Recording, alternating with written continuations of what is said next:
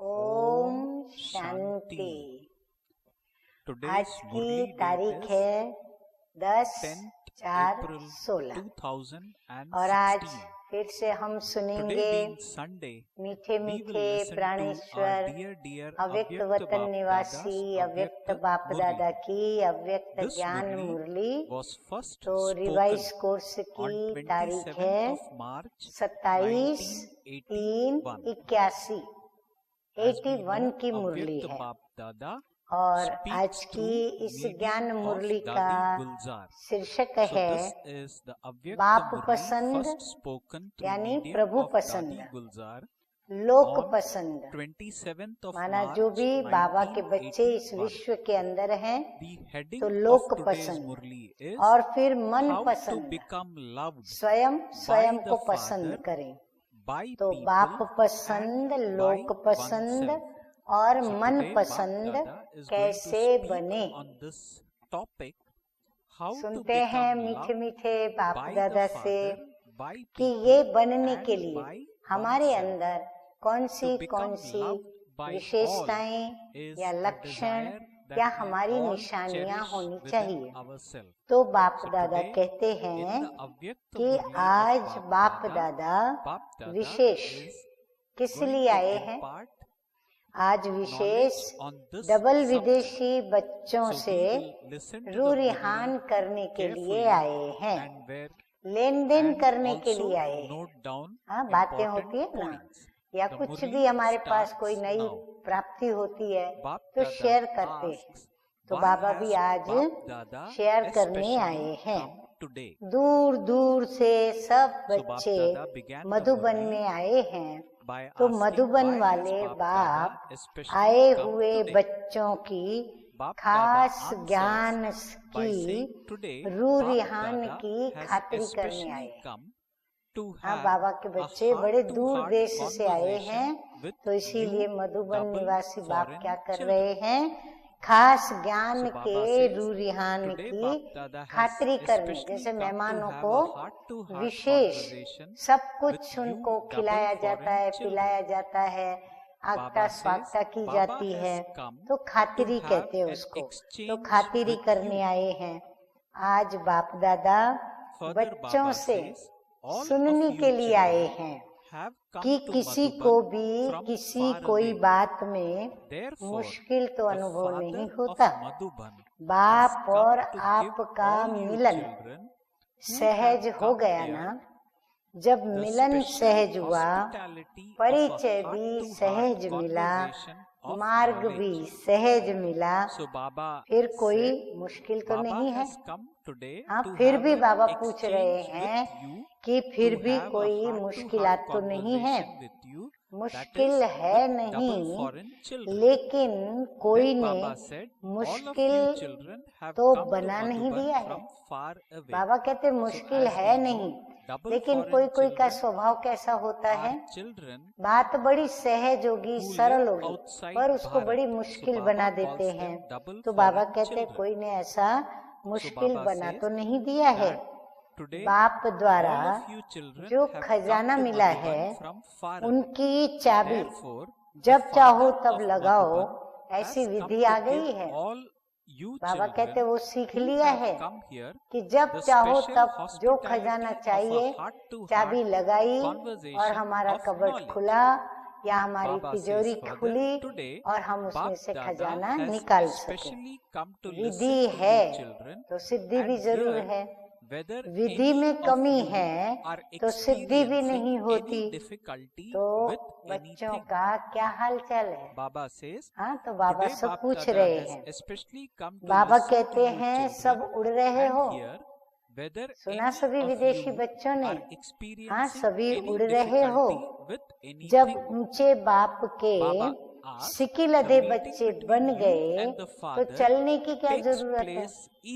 हाँ, बाबा नहीं चाहते कि मेरे बच्चे चले दौड़े जंप मारे, नहीं, क्योंकि बाप है दूर देश का रहने वाला।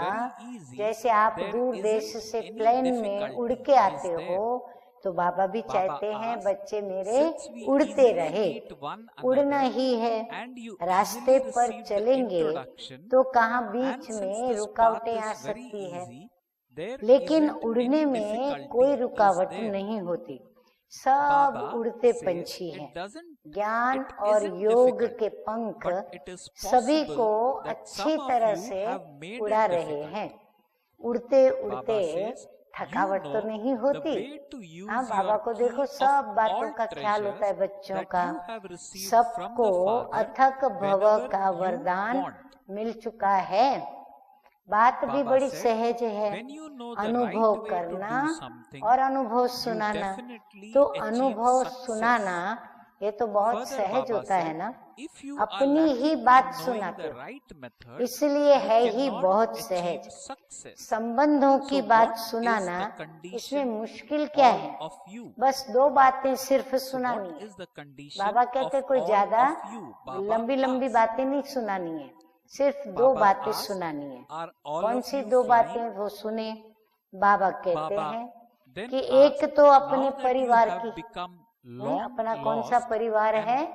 मीठा ईश्वरीय परिवार, अर्थात संबंध की बात, और दूसरी प्राप्ति की बात कि हमें प्राप्त क्या हो रहा है। इसलिए बाप दादा सदा बच्चों को कैसा देखना चाहते हैं? हर्षित ही देखते हैं। कभी सारे दिन में एक रस स्थिति के बजाय और रस तो आकर्षित नहीं करते हैं ना। बाबा कहते एक रस स्थिति में रहते हो, अगर नहीं तो कहीं अन्य रस, बहुत सारे दुनिया के रस हैं, वो आकर्षित तो नहीं करते हैं। एक रस हो गए हो, नष्टो मोहा स्मृति स्वरूप हो गए। अब तो गीता का युग समाप्त होना चाहिए। हाँ, गीता के युग में क्या है? ज्ञान ही ज्ञान है, शिक्षा ही शिक्षा है। ज्ञान की प्रारब्ध में आ गए ना सभी। अभी तो ज्ञान की प्रारब्ध में चलना चाहिए। तो ज्ञान की प्रारब्ध क्या है? पहले तो स्मृति स्वरूप होना, ये है ज्ञान की प्रारब्ध। जितना सुना है वो सब मेरी स्मृति में खजाने के रूप में भरा हुआ होना चाहिए। तो अब पुरुषार्थ समाप्त हुआ। जो वर्णन करते हो स्वस्वरूप का, वो सर्व गुण सदा अनुभव में रहते हैं ना। जब चाहो आनंद स्वरूप हो जाओ। ऐसे नहीं जब आनंद का वातावरण हो और हम उदास स्वरूप हो जाएं, नहीं। लेकिन हम चाहें कि हम इस प्रसंग पर आनंद स्वरूप रहें तो हम आनंद स्वरूप हो जाएं। जब चाहो तब प्रेम स्वरूप हो जाओ। जो स्वरूप चाहो, जितना समय चाहो, उसी स्वरूप में स्थित हो सकते हो। ये भी नहीं कि हुए पड़े हो ना। ऐसे भी कोई ना सोचे कि नहीं हम तो है ही आनंद स्वरूप, हम तो है ही प्रेम स्वरूप। बाप के गुण वही बच्चों के गुण। बाबा कहते हैं ऐसे नहीं कि ना करो कि नहीं हम नहीं हैं, नहीं। बाबा ये सुनना चाहते हैं कि जैसे बाप है वैसे हम बच्चे हैं, माना हम हुए पड़े हैं। तो जो बाप का कर्तव्य वो बच्चों का कर्तव्य, जो बाप की स्टेज वही बच्चों की स्टेज। इसको कहा जाता है संगम युगी प्रारब्ध। तो प्रारब्धि हो या पुरुषार्थी हो या प्राप्ति स्वरूप हो, प्राप्त करना है, होता नहीं है। कैसे होगा? ये तो भाषा बदल गई ना। बाबा कहते ये तो अभी तक नहीं सोचते हो ना कि कैसे होगा, क्या होगा। तो ये भाषा तो अभी बदल गई ना। आज धरनी पर, कल एक आकाश में, ऐसे आते जाते तो नहीं हो ना। हाँ, कभी एकदम आशा के पंख लेकर, उत्साह उमंग के पंख से उड़ रहे हो, और कल को देखो तो धरनी पर उदासी निराशा को लेकर के धरती पर आ गए हो। बाबा कहते कहीं स्थिति ऐसी तो नहीं है ना, आज क्वेश्चन में हो, कल फुल स्टॉप में। हाँ, आज ऐसे लग रहा है समस्या ही समस्या है, और कल ऐसे लग रहा है कि फुल स्टॉप, कोई समस्या नहीं है हमारे जीवन में, हम इतने खुश हैं। ऐसे तो नहीं करते हो ना। एक रस अर्थात एक ही संपन्न मूड में रहने वाले, सदा आनंद में रहने वाले, सदा खुशी में रहने वाले, सदा प्रेम मूर्त, प्रेम स्वरूप, मूड भी बदली न हो। हाँ, हम लोग अपनी रवाजी भाषा में कई बार क्या कहते हैं, नहीं आज मेरा मूड नहीं है, आज मैं ये काम नहीं करूँगा, नहीं करूँगी, आज मेरा मूड ये खाने को है, आज मेरा मूड ये करने को है। नहीं, बाबा कहते मूड भी बदली न हो। बाप दादा वतन से देखते हैं कि कई बच्चों के मूड बहुत बदलते हैं, अभी अभी हंसते, अभी अभी रोते, अभी अभी गाते, अभी अभी शांत हो जाते, अभी अभी नाचते, अभी अभी सर पे हाथ रख के बैठ जाते। तो बाबा कहते हैं बहुत बदलते हैं, कभी आश्चर्य की मूड, कभी क्वेश्चन मार्क की मूड, कभी कंफ्यूजन की मूड, कभी टेंशन, कभी अटेंशन का झूला। तो कहीं ऐसे झूले तो नहीं झूलते।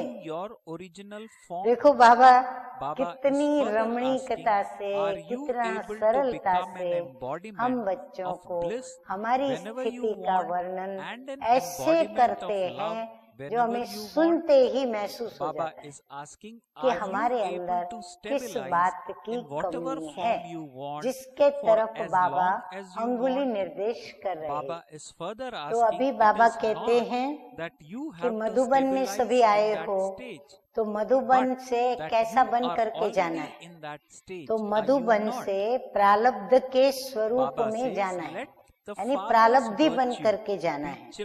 बार बार पुरुषार्थ कहाँ तक करते रहेंगे। जो बाप वो बच्चा, बाप की मूड ऑफ होती है क्या? कितना अच्छा प्रश्न है। हाँ, एकदम पक्का कर ले हम सभी। बाबा कहते हैं कि जब भी मूड आउट हो तो अपने को क्या प्रश्न करें हम स्वयं से स्वयं को कि बाप की मूड कभी ऑफ होती है क्या? जब बाप की नहीं होती तो मेरी मूड क्यों ऑफ होती है? अभी तो मुझे बाप समान बनना है। हम मास्टर है ना, मास्टर तो बड़ा होना चाहिए। कंप्लेंट्स सब खत्म हुई? बाबा पूछ रहे हैं। वास्तव में बात होती है छोटी, लेकिन सोच सोच कर क्या कर देते हैं, उसको बड़ी कर देते हैं। सोचने की खातिरी से वह बात छोटी से मोटी बन जाती। बाबा कहते हैं वो बात बड़ी भी बन जाती है तो फिर मोटी, तो मोटी बुद्धि वालों को बुद्धि में कम बैठता है ना, तो ये बात भी मोटी बन जाती है तो सुलझती नहीं जल्दी। सोचने की खातिरी नहीं करो। बाबा कहते सोचों को बहुत महत्व नहीं दो।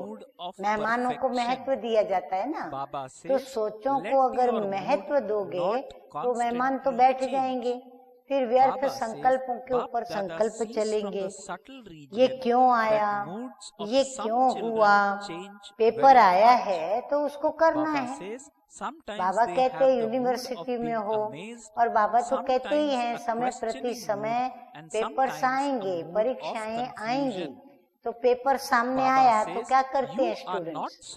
एग्जाम हॉल में पेपर सामने आया तो क्या करेंगे? क्यों आया, क्या आया, किस लिए आया, ये तो नहीं सोचेंगे, सीधा उसके उत्तर लिखने बैठ जाते हैं। पेपर क्यों आया ये क्वेश्चन होता है क्या? वेस्ट और बेस्ट सेकंड में जज करो और सेकंड में उसको समाप्त करो। वेस्ट है तो आधा कल्प के लिए वेस्ट पेपर बॉक्स में डाल दो। बाबा कहते हैं अपने पास वेस्ट पेपर बॉक्स कौन सा रखो जिसमें आधा कल्प के लिए वो अंदर चला जाए, तो उसमें डाल दो। वेस्ट पेपर बॉक्स बहुत बड़ा है, इसलिए जज बनो, वकील नहीं बनो। जज क्या करते हैं? फैसला सुनाते हैं। वकील क्या करेंगे? दलील पे दलील, क्वेश्चन पर क्वेश्चन करेंगे। वकील छोटे केस को भी क्या कर देते हैं? लंबा कर देते हैं। और जज सेकंड में हाँ व ना की जजमेंट कर देता है। वकील बनते हो तो काला कोट आ जाता है, काला कोट पहनना पड़ता है एक सेकंड की जजमेंट कि ये बाप का गुण है व नहीं, बस इतना पहचानना होता है। नहीं है तो वेस्ट पेपर बॉक्स में डाल दो। अगर बाप का गुण है तो बेस्ट के खाते में उसे जमा करो। सेकंड में जज किया कि ये बाप का गुण नहीं तो वेस्ट पेपर बॉक्स में डालो। अगर जजमेंट मिला सेकंड में कि नहीं ये तो बाप का गुण है तो उसको बाबा कहते हैं जमा करो। बाप दादा का सैंपल तो सामने है ना। कॉपी करना अर्थात फॉलो करना, कोई नया मार्ग नहीं बनाना है। बाबा कहते कोई नई बात नहीं करनी है। जो ब्रह्मा बाबा ने किया, साकार बाप ने किया, वही तुम्हें कॉपी करनी है। कोई नई नॉलेज इन्वेंट नहीं करनी है। बाप जो सुनाता है वह स्वरूप बनना है। सब विदेशी 100% प्रारब्ध को पा रहे हो, ऐसा अनुभव हो रहा है, महसूस कर रहे हो। संगम युगी प्रारब्ध क्या है? बाप समान। बाबा कहते प्रारब्ध है बाप समान। भविष्य प्रारब्ध है देवता पद। तो बाप समान बन, बाप के साथ साथ उस ही स्टेज पर बैठने का कुछ समय तो अनुभव करेंगे ना। कोई भी राजा तख्त पर बैठते हैं तो कुछ समय तो बैठेगा ना। ऐसे तो नहीं कि अभी अभी बैठा और अभी अभी उतरा, ऐसा तो नहीं होगा। तो संगम युग की प्रारब्ध है बाप समान स्टेज, अर्थात संपन्न स्टेज के तख्त नशीन बनना।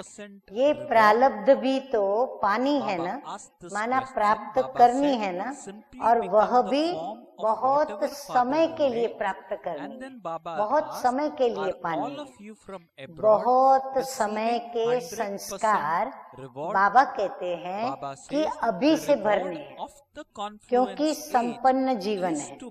संपन्न की सिर्फ कुछ घड़ियां नहीं है, लेकिन जीवन है, फरिश्ता जीवन है, योगी जीवन है, सहज जीवन है।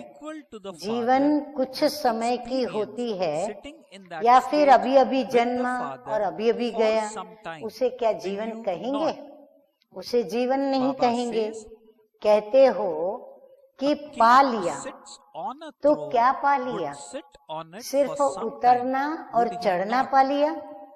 क्या मेहनत पा लिया? क्या प्रारब्ध को पा लिया? बाप समान जीवन को पा लिया? क्या पा लिया? तो बाबा कहते हैं कि मेहनत कब तक करोगे? आधा कल्प अनेक प्रकार की मेहनत की, गृहस्थ व्यवहार, भक्ति मार्ग, समस्याएं, कितनी मेहनत की। संगम युग तो है ही, सुनकर के खुश हो जाओगे। संगम युग कौन सा युग है? बाबा कहते हैं संगम युग तो है मोहब्बत का युग। हाँ, वो भी किससे मोहब्बत? हम आत्माओं की परमात्मा से मोहब्बत, हम बच्चों की बाप से मोहब्बत। मेहनत का युग नहीं, मिलन का युग है। क्षमा और परवाने के समाने का युग है। नाम मेहनत करते हो, लेकिन मेहनत है नहीं। बच्चा बनना मेहनत होती है क्या? हाँ, किसी का बच्चा बनना एक सेकंड की बात है। उस बाप ने कहा तू मेरा बच्चा, बच्चे ने कहा हाँ बाबा आप मेरे, तो क्या मेहनत हुई उसमें? वर्षे में मिला है कि मेहनत में मिला है? बाबा कहते हैं कि ये जो भी तुम्हें मिला है वो वर्षे में मिला है या मेहनत की है तब मिला है। बच्चा तो सिर का ताज होता है, घर का श्रृंगार होता है। बाप का बालक सो मालिक होता है, तो मालिक फिर नीचे क्यों आते? बाबा कहते तुम विश्व के मालिक के बच्चे हो, नीचे क्यों आते? आपके नाम देखो कितने ऊंचे हैं, कितने श्रेष्ठ नाम हैं। तो नाम और काम एक है ना। सदा बाप के साथ स्टेज पर रहो। बाबा कहते जो मेरी स्टेज है ना वैसी स्टेज पर रहो। असली स्थान तो वही है, अपना स्थान क्यों छोड़ते हो? असली स्थान को छोड़ना अर्थात भिन्न भिन्न बातों में भटकना। इसीलिए कहते हैं ना मेरा भाई, हम रहते तो मुंबई में हैं, परंतु हमारा असली घर कहाँ है? हमारा असली गांव गुजरात है, कच्छ है। विदेश में आप कहेंगे लंदन है, ऑस्ट्रेलिया है, कोई ना कोई शहर का या देश का नाम देंगे। तो बाबा कहते हैं कि असली स्थान को छोड़ना अर्थात भिन्न भिन्न बातों में भटकना। आराम से बैठो, नशे से बैठो, अपने असली स्थान पर अधिकार से बैठो। नीचे आकर फिर कहते हो अब क्या करें? नीचे आते ही क्यों हो? बाबा कहते बाबा जब तुम्हारा ऊपर है तो तुम नीचे आते क्यों हो? जो फिर कोई बोझ अनुभव हो, बोझ अपने सिर पर नहीं रखो। जब मैंपन आता है तो बोझ सिर पर आ जाता है कि मैं क्या करूं, कैसे करूं, करना पड़ता है। जैसे कईयों को कोई जवाबदारी दी जाती है या कोई जवाबदारी लेते हैं, लेते तो ले लेते हैं, परंतु बाद में क्या सोचते हैं, अरे जवाबदारी क्यों ली, अब मैं क्या करूं, कैसे करूं, तो उसको बोझ बना देते हैं। और जब बोझ बना देते हैं तो भारी हो जाते हैं। तो बाबा कहते हैं आप क्या ऐसा करते हो? क्या सोचते हो क्या करें, करना पड़ता है। हाँ, कई जवाबदारी को फिर बड़ी मजबूरी से निभाते हैं, या फिर नाम सिर्फ आपका है और काम किसका? बाबा कहते हैं अगर आपको हल्का रहना है तो काम आप करो, हाँ, और नाम किसका हो? बाप का हो। ये नहीं सोचो कि नाम मेरा हो, मेरा नाम हो, सोचेंगे तो भारी हो जाएंगे। काम भी बाप का, नाम भी बाप का, सब कुछ बाप का। तो नाम भी बाप का और काम भी बाबा का। उस दिन खिलौना देखा, वो खुद चल रहा था या कोई चला रहा था? बाबा ने खिलौना देखा कि वो खुद चल रहा था या चला रहा था। साइंस चला सकती है तो क्या बाप नहीं चला सकता? अगर हम बाबा के हाथ में स्वयं को सौंप दें तो क्या बाबा हमको नहीं चला सकता? विज्ञान खिलौने को चलाता है तो चैतन्य खिलौनों को चैतन्य बाप क्या नहीं चला सकता? ये तो बाप बच्चों का नाम बाला करने के लिए निमित्त बना देते हैं, क्योंकि बाप अपने नाम रूप से न्यारा है। हाँ, बाबा को न नाम चाहिए न बाबा को हमारे जैसा कोई रूप चाहिए, तो बाप नाम रूप से न्यारा है। इसीलिए आप बच्चों का नाम करता और आप बच्चों का ही रूप सबके आगे साक्षात्कार में ले आता। जब बाप आपको ऑफर कर रहे हैं कि बोझ बाप को दे दो, आप सिर्फ नाचो। देखो कितना मीठा प्यारा बाबा है, जो बाबा कहते हैं आप क्या करो, सारा बोझ की टोकरी मुझे दे दो और आप क्या करो, हल्के होकर के नाचो, उड़ो। फिर बोझ क्यों उठाते हो? कैसे सर्विस होगी, कैसे भाषण करेंगे, ये तो क्वेश्चन ही नहीं।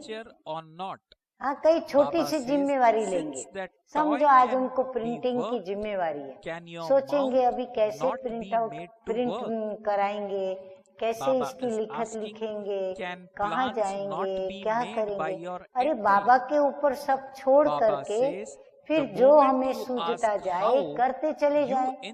बाबा तो बैठा ही है मदद करने वाले, बाप आप ही काम करेगा।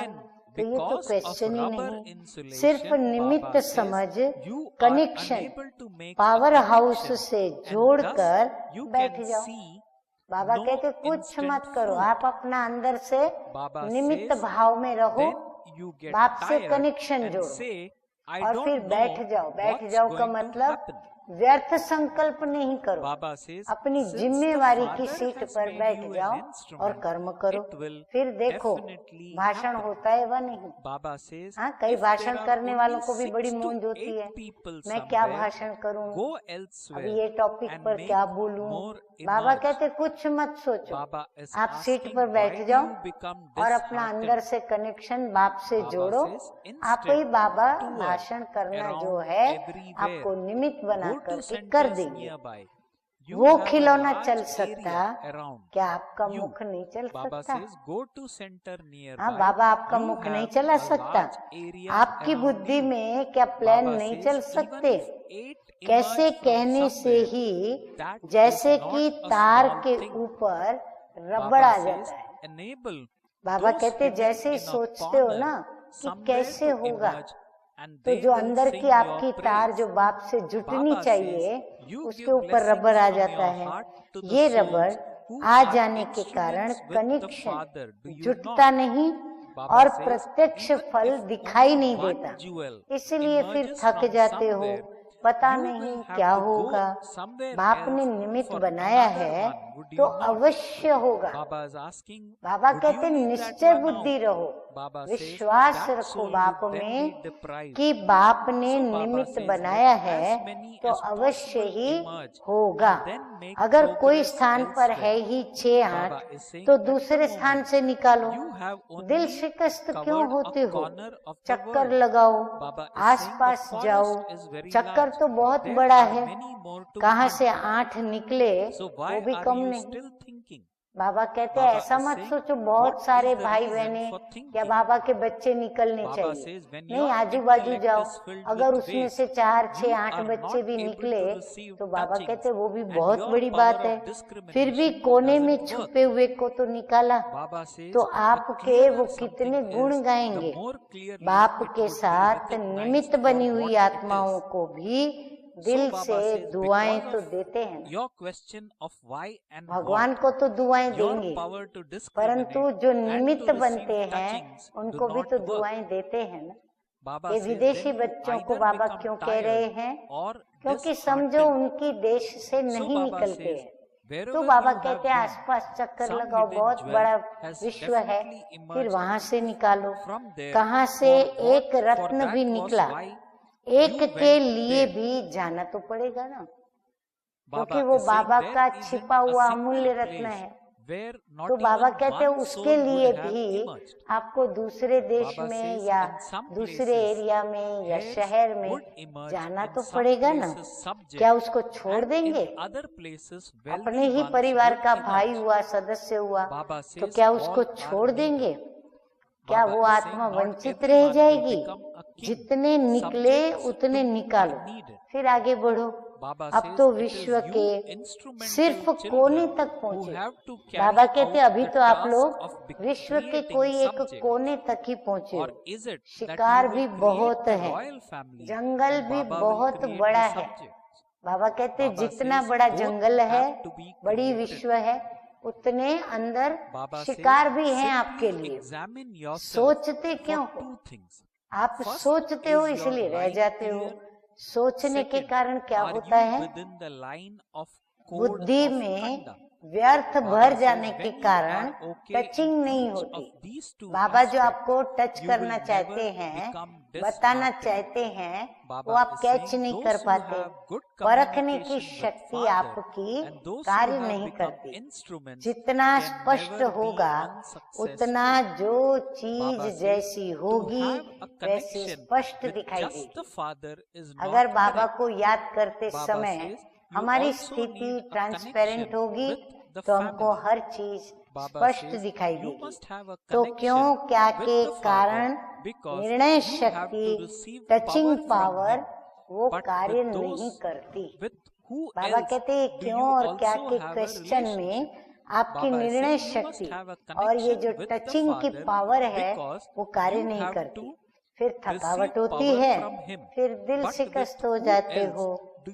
जहाँ भी गए हो वहाँ कोई न कोई छिपा हुआ रत्न निकला है, तब तो पहुँचे हो ना। बाबा अगर आपको कहीं भी पहुंचाता है तो जरूर वहाँ कोई न कोई बाबा का छिपा हुआ रत्न है। और बाबा कहते आपने भी अनुभव किया ना कि कोई न कोई रत्न है, तब तो आप पहुँचे। ऐसा तो कोई स्थान नहीं जहाँ से एक भी न निकला हो। कहाँ वारिस निकलेंगे, कहाँ प्रजा निकलेगी, कहाँ शाहूकार निकलेंगे। राजधानी में तो सब चाहिए ना, सब राजा तो नहीं बनेंगे, प्रजा भी चाहिए। प्रजा बनाने का यह कार्य निमित्त बने हुए बच्चों को ही करना है।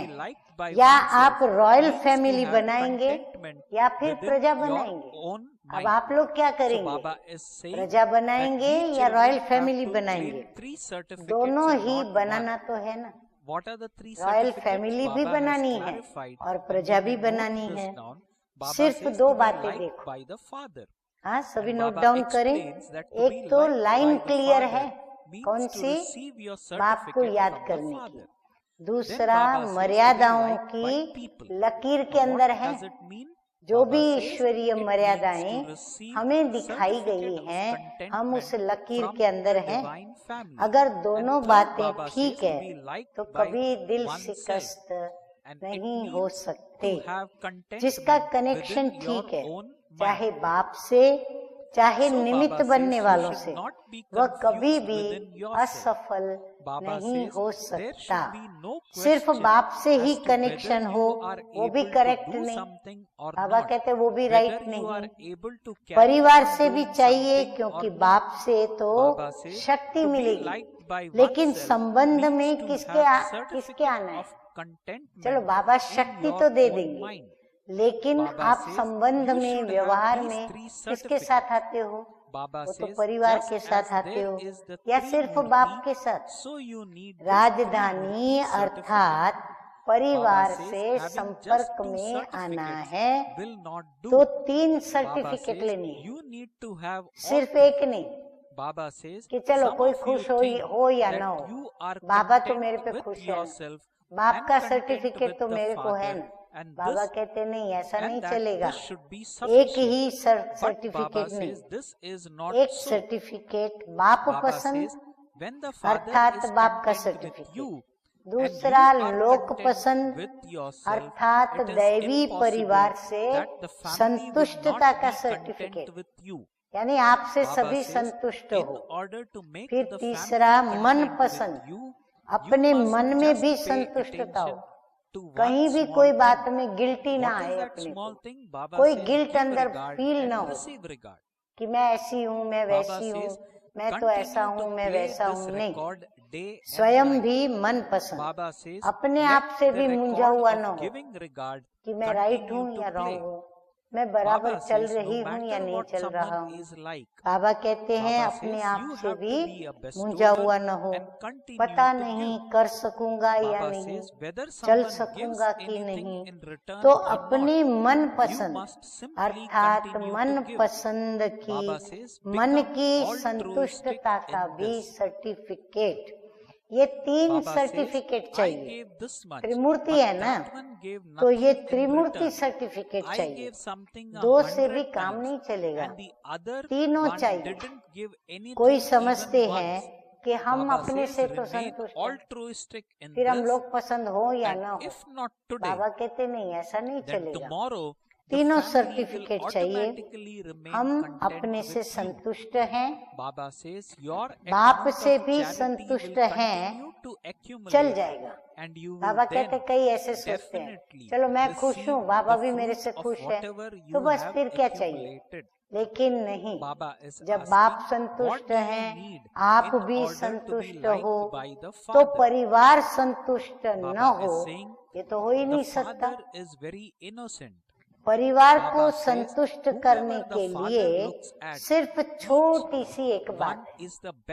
अक्सर सभी कहाँ मूंझते हैं, बाप को भी संतुष्ट करने में मूंझ नहीं होती, खुद को संतुष्ट करने में भी नहीं मूंझते, परंतु जब परिवार को संतुष्ट करने की बात आती है, वहाँ पर बहुत सारे प्रश्न उठते हैं। बाबा कहते सिर्फ एक बात याद रखो जिससे आप परिवार को संतुष्ट कर सके, और वो एक बात कौन सी है, रिगार्ड दो और रिगार्ड लो। हाँ, ईगो प्रॉब्लम नहीं आनी चाहिए। मैं क्यों इसको मान लूं, मैं क्यों ओम शांति करूं, मैं क्यों सामने से हेलो करूं, मैं क्यों सामने से हैंडशेक करूं, सेकंड करूं, नहीं। बाबा कहते हैं इसमें नहीं जाना है। ये रिकॉर्ड दिन रात चलता रहे। हमारा रिगार्ड देने का रिकॉर्ड दिन रात बाबा कहते हैं चलता रहे, बढ़ता रहे। रिगार्ड का रिकॉर्ड निरंतर चलता रहे, कोई कैसा भी हो, लेकिन आप दाता बनकर रिगार्ड देते जाओ। रिटर्न दे व न दे, लेकिन आप देते जाओ, इसमें निष्काम बनो। बाबा कहते उनसे आपको क्या मिलता है। सोचते हैं ऐसे कि हमको क्या मिला, हमने उनके लिए इतना किया, ये किया, ऐसा किया, वैसा किया। बाबा कहते रिटर्न मिले न मिले, आप निष्काम रहो, आप अपना कर्म करते जाओ, कौन सा, रिगार्ड देने का काम करते चले जाओ। मैंने इतना दिया, उसने तो कुछ दिया नहीं, हमने 100 बार दिया, उसने एक बार भी नहीं दिया। फिर हम क्या करेंगे, गिनती कराते हैं। जब ये प्रसंग आया मैंने ये किया, जब ये प्रसंग आया तब भी मैंने उसको रिगार्ड दिया, ये बात हुई तब भी रिगार्ड दिया। बाबा कहते हैं भले हमने 100 बार दिया, उसने एक बार भी नहीं। अब इसमें निष्काम बनो तो परिवार स्वतः ही संतुष्ट होंगे। अब ये निष्काम बनना बड़ा कठिन है कि हम किसको रिगार्ड दें और हमको मिले नहीं। हम मेहनत करें और फल न मिले, पुरुषार्थ करें और प्रारब्ध न मिले, पर हम भूल जाते हैं कि हमको जो कुछ भी लेना है वो किससे लेना है, बाप से लेना है।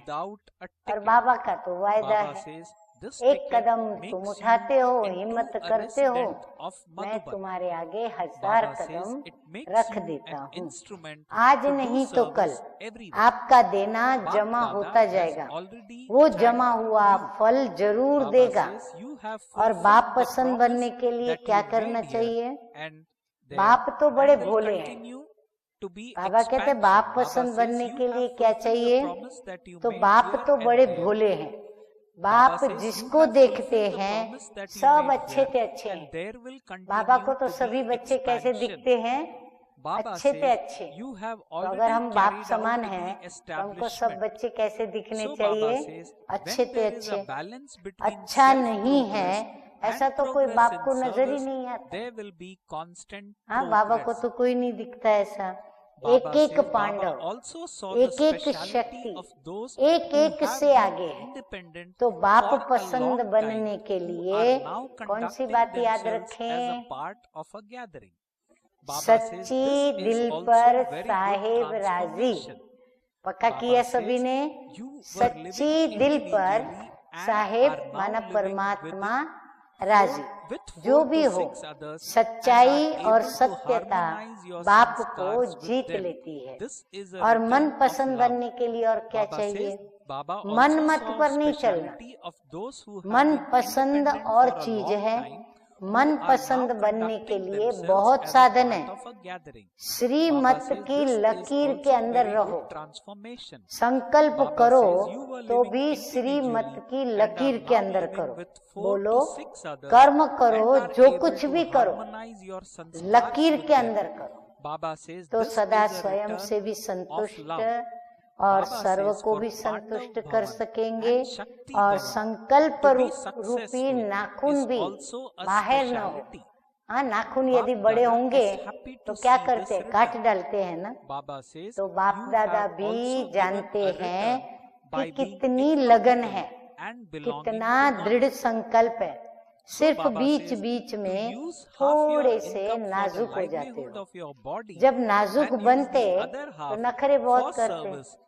प्यार ही इनों की टिकट है, तब वहां पहुंचते हैं। बाबा कहते हैं यदि उनको पहुंचाना है बाप के पास तो एक ही रास्ता है कि प्यार दो। लो नहीं सोचो कि मैं दे रही हूँ तो मुझे भी देवे, वो नहीं, आप प्यार दो।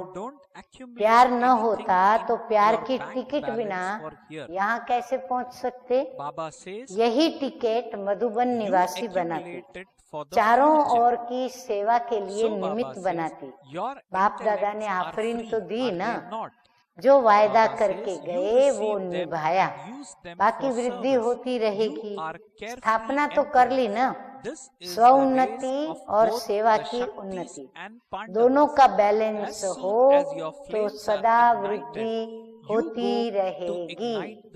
फिर से पढ़ती हूँ, सभी पक्का कर लें, स्व उन्नति और सेवा की उन्नति दोनों का बैलेंस हो तो सदा वृद्धि होती रहेगी। यह भी एक विशेषता देखी कि बहुत समय के इंडिपेंडेंट रहने वाले अपने को संगठित रूप में चला रहे हैं। ये भी बहुत अच्छा परिवर्तन है। एक एक अलग रहने वाले 4-6 इकट्ठे रहे, फिर संस्कार मिला करके भी रहे, ये भी स्नेह का ही रिटर्न है। पांडव भवन, शक्ति भवन सफल रहे, यह भी विशेषता है। बाप दादा इस रिटर्न को देखकर हर्षित होते हैं। एक नामी और एका नामी, ये भी तो रिटर्न है ना। अपना शरीर निर्वाह और सेवा का निर्वाह दोनों में हाफ हाफ कर, आधा आधा करके चलाना, ये भी अच्छी इन्वेंशन निकाली है। हाँ, विदेशी अपने लिए आधा और सेवा के लिए आधा, ऐसी अपनी कमाई का हिसाब रखा है। डबल कार्य हो गया ना, कमाया भी और लगाया भी, चाहे शरीर में चाहे सेवा में। लेकिन यहाँ कमाया और लगाया, यहाँ का बैंक बैलेंस नहीं बनता, लेकिन भविष्य के लिए जमा होता है। बाबा कहते ये सारा आपका भविष्य के लिए जमा होता है। बुद्धि तो फ्री है ना, आया और लगाया, बेफिक्र बादशाह। समझो मास की कमाई आई, आधी सेवा में लगा दी और आधा अपने जीवन निर्वाह के लिए। शक्तियों और पांडवों दोनों की रेस है। दीपक जगा और जगाने चल पड़े। लक्ष्य बहुत अच्छा रखा है। भारत में हैंड्स निकालने की मेहनत करते और वहाँ बने बनाए हैंड्स सहज निकल आते हैं, ये भी वरदान है। पीछे आने वालों को ये लिफ्ट है। यहाँ वालों को बंधन काटने में टाइम लगता और इन्हों का बंधन कटा कटाया है। पहले से ही वो वैराग्य वृत्ति से आते हैं, तो लिफ्ट हो गई ना। सिर्फ मन का बंधन नहीं हो, फिर उनके पास कौन सा बंधन आता है, मन का बंधन। तो बाबा कहते हैं वो भी बंधन न हो। अच्छा, वरदान आज का सतगुरु बाबा का, सदा स्वमान में स्थित रहे, निर्माण स्थिति द्वारा सर्व को सम्मान देने वाले माननीय पूजनीय भव। आप कहते हैं जो बाप की महिमा है वही आपका स्वमान। स्वमान में स्थित रहो तो निर्माण बन जाएंगे, फिर सर्व द्वारा स्वतः ही मान मिलता रहेगा। मान मांगने से नहीं मिलता, लेकिन सम्मान देने से, स्वमान में स्थित होने से और मान का त्याग करने से सर्व के माननीय व पूज्यनीय बनने का भाग्य प्राप्त हो जाता है। कौन सी 3 बातें याद रखेंगे? सम्मान देना, स्वमान में स्थित होना और मान का त्याग करना। जब ये 3 बातें धारणा में लाएंगे तो हम सर्व के माननीय और पूजनीय बनने का भाग्य प्राप्त कर सकेंगे। क्योंकि सम्मान देना नहीं है। बाबा कहते देते नहीं हो, ये स्वयं के लिए लेते हो। स्लोगन है आज का, जाननहार के साथ करानहार बन असमर्थ आत्माओं को अनुभूति का प्रसाद बांटते चलो। हाँ, अनुभूति बहुत बड़ी चीज है। अच्छा, मीठे मीठे सिकी लदे बच्चों प्रति माता पिता बाप दादा का याद प्यार और गुड मॉर्निंग। रूहानी बाप की रूहानी बच्चों को नमस्ते। हम रूहानी बच्चों का रूहानी बाप दादा को याद प्यार, गुड मॉर्निंग और नमस्ते नमस्ते। ओम शांति।